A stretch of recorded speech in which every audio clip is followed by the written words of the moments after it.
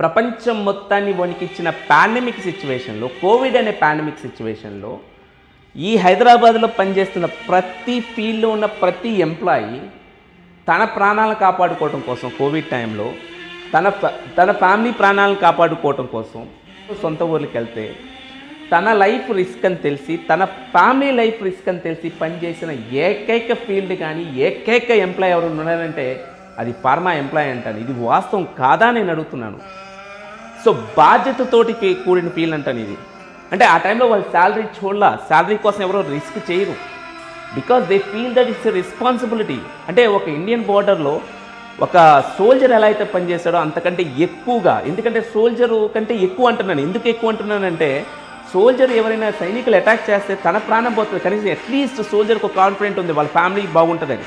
కానీ పాండమిక్ సిచ్యువేషన్లో ప్రతి ఫార్మా ఎంప్లాయీకి తెలుసు తనతో పాటు తన ఫ్యామిలీ లైఫ్ని కూడా రిస్క్ చేస్తున్నానని తెలుసు కూడా ఒక బాధ్యతతో పనిచేసిన ఎంప్లాయీ ఏదైనా ఉందంటే, బాధ్యతతో కూడిన జాబ్ ఎవరైనా చేశారంటే ఫార్మా ఎంప్లాయీ అంటాను. ఇది కాదా అంటున్నాను.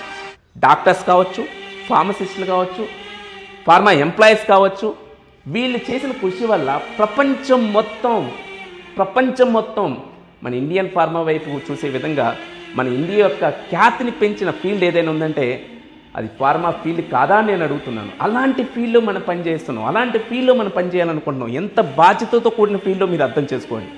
అంతేగాని ఏదో శాలరీస్ కోసం ఒక ఇండియన్ బార్డర్లో ఒక సోల్జర్ దగ్గరికి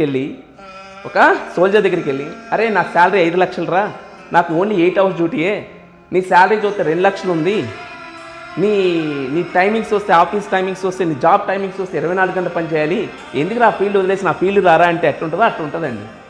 వాడు బాధ్యతతో పనిచేస్తున్నాడు. ఇండియన్ బోర్డర్లో పనిచేసిన ప్రతి సోల్జరు శాలరీ కోసం పనిచేయట్లా, ఒక రెస్పాన్సిబిలిటీతో పనిచేస్తున్నాడు, ఇండియా మీద ఉన్న లవ్తో పనిచేస్తున్నాడు. అలాగే ఫార్మాలో పనిచేసే ప్రతి ఎంప్లాయీ శాలరీ కోసం పనిచేస్తాడు. నిజంగా శాలరీ కోసం పనిచేసే సిచ్యువేషన్ వస్తే ఎవరో పాండమిక్ సిచ్యువేషన్లో తన లైఫ్ రిస్క్ చేసి, తన ఫ్యామిలీ రిస్క్ చేసి ఎవరో పనిచేస్తారు నేనైతే అనుకోవట్లా. అలాంటి ఫీల్డ్ ఏదైనా ఉందంటే అది ఫార్మా ఫీల్డ్ అంటాను.